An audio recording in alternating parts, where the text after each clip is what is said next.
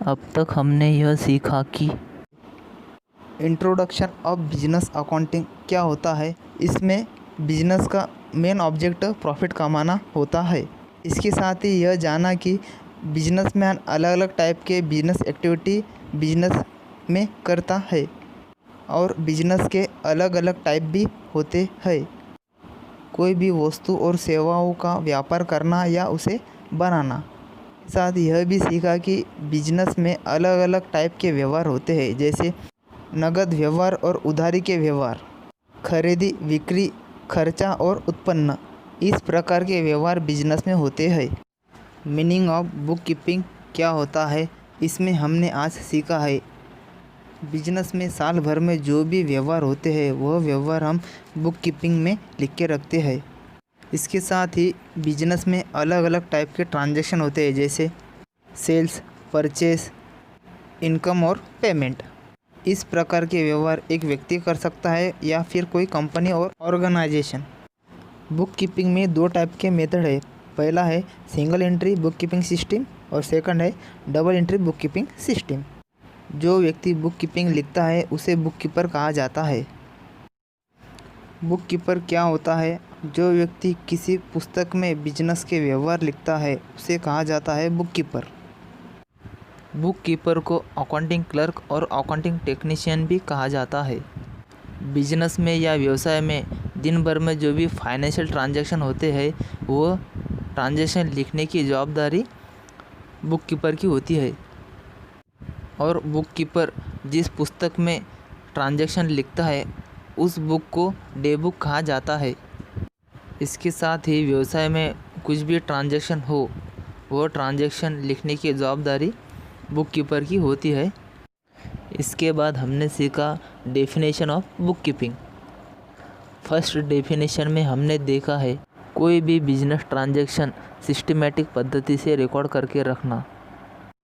और second definition हमने देखा है जिस दिन जो व्यवहार हुआ उसी दिन वो व्यवहार को रिकॉर्ड करके रखना यह अनिवार्य है। आज हम देखेंगे कि features of book keeping. Features of book keeping का मतलब होता है बही खाते का वैशिष्ट्य। इसमें हम देखेंगे अलग अलग प्रकार के फीचर्स क्या होते हैं और उसकी पूरी इन्फॉर्मेशन हम इसके अंदर जानेंगे। Analysis of the above definition brings out the following features of book keeping. इसका मतलब ऐसा होता है कि हमने जो परिभाषा देखी है इसके आधार पे हम फीचर्स ऑफ बुक कीपिंग मतलब बही खाते के वैशिष्ट्य देखेंगे। फीचर में हम सबसे पहले देखेंगे आर्ट। आर्ट यानी कला। बुक कीपिंग में कला की भी ज़रूरत है। It is an art of recording transaction scientifically.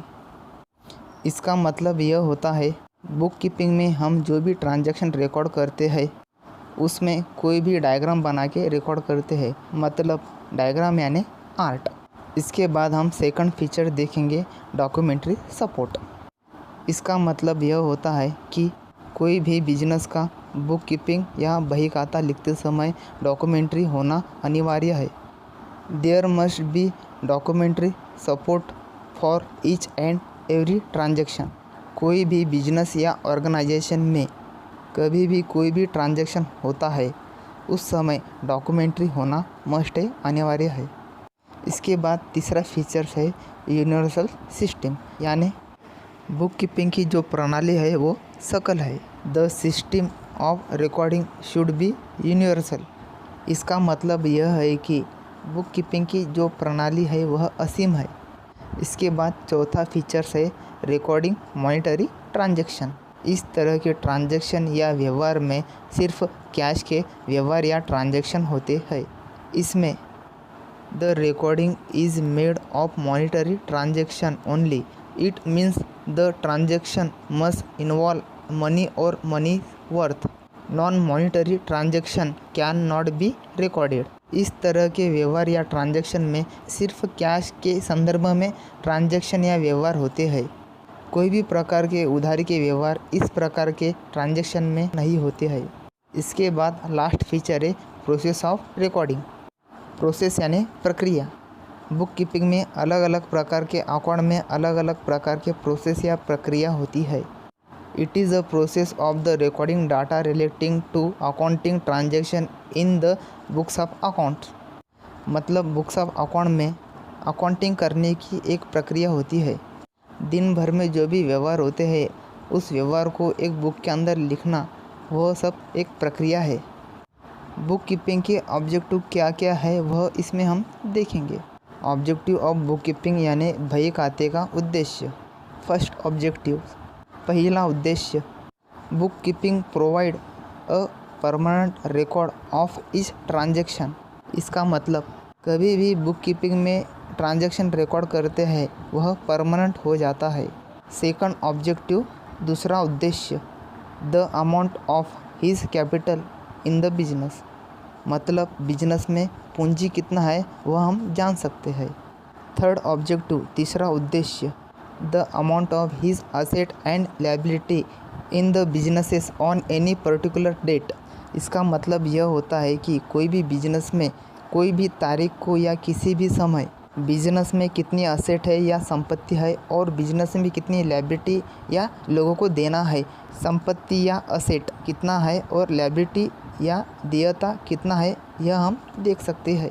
Fourth objective, चौथा उद्देश्य, to find out the amount of profit earn और the amount of loss suffer during the accounting period.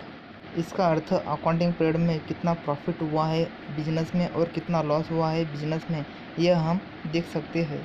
Fifth objective, पांचवा उद्देश्य, to find out the amount payable to his supplier और trade creditors. इसमें हम यह देख सकते हैं कि उधारी में माल कितना खरीदी करे और लोगों को कितना पैसा देना बाकी है, यह हम इसमें देख सकते हैं। सिक्स ऑब्जेक्टिव, छठा उद्देश्य, to find out the amount receivable from buyer और ट्रेड डेटर्स। मतलब कोई बायर और कस्टमर को हमने जितने का माल बेचे है उसके बदले में कितना पैसा आना बाकी है वो हम इस बुक में देख सकते हैं। सेवंथ ऑब्जेक्ट, सातवां उद्देश्य, to find the business expenses during the year. Business में साल भर में जितना एक्सपेंसेस हुआ है वह एक्सपेंसेस हम इस बुक में हम देख सकते हैं। एट ऑब्जेक्ट, आठवां उद्देश्य, to find the business income during the year. Business में साल भर में जितनी इनकम हुई है वो इनकम हम इसमें देख सकते हैं। नाइन ऑब्जेक्ट, नौवां उद्देश्य, to find total purchase during the year, that is cash purchase and credit purchase. Business में टोटल परचेस कितना हुआ है वह हम बुक में देख सकते हैं। उसी के साथ हम कैश में कितना परचेस हुआ है और उधारे में कितना परचेस हुआ है यह भी देख सकते हैं। 10 ऑब्जेक्ट, 10वां उद्देश्य, to find out the total sales during the year, that is cash sales and credit sales. Business में टोटल सेल्स कितना हुआ है यानी टोटल बिक्री कितना हुआ है, उधारी में कितना हुआ है और कैश में कितना हुआ है, हम यह पुस्तक में देख सकते हैं। 11th ऑब्जेक्ट, 11वां उद्देश्य, to carry out a comparative study of the cost of production of 2 accounting periods. 2 साल में कॉस्ट ऑफ प्रोडक्शन कितना हुआ है उसका स्टडी करना।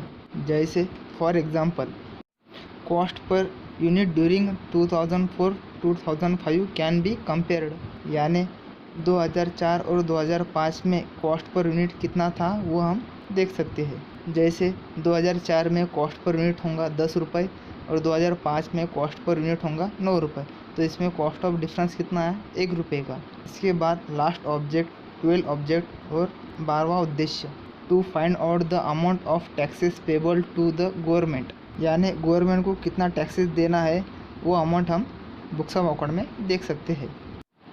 आज हमने जो सीखा उसका एक बार रिवीजन करते हैं। आज हमने यह सीखा features of book keeping. Book keeping में कितने टाइप के फीचर्स होते हैं आज हमने यह जाना।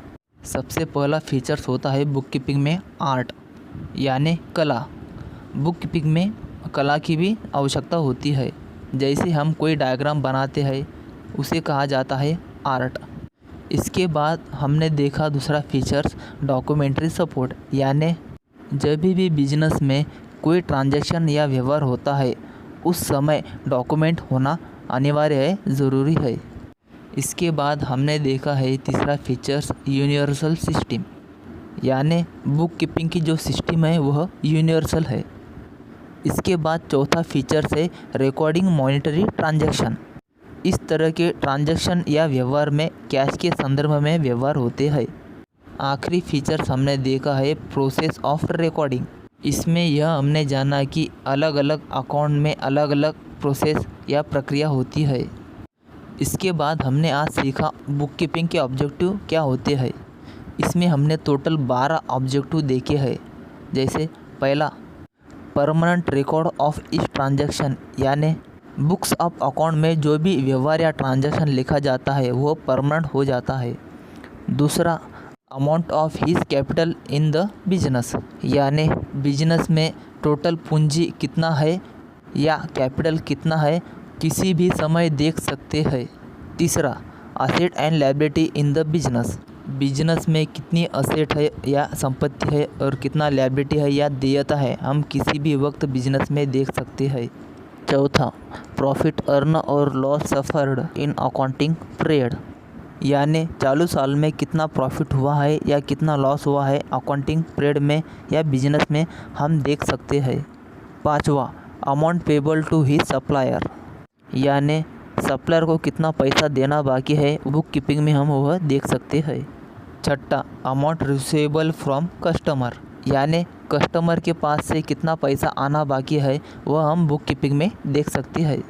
सातवां, एक्सपेंसेस ड्यूरिंग द ईयर, इसमें चालू साल में कितना एक्सपेंसेस हुआ है वह हम बुक कीपिंग में देख सकते हैं। आठवां, इनकम ड्यूरिंग द ईयर, यानी साल भर में जितनी इनकम हुई है वह हम बुक कीपिंग में देख सकते हैं।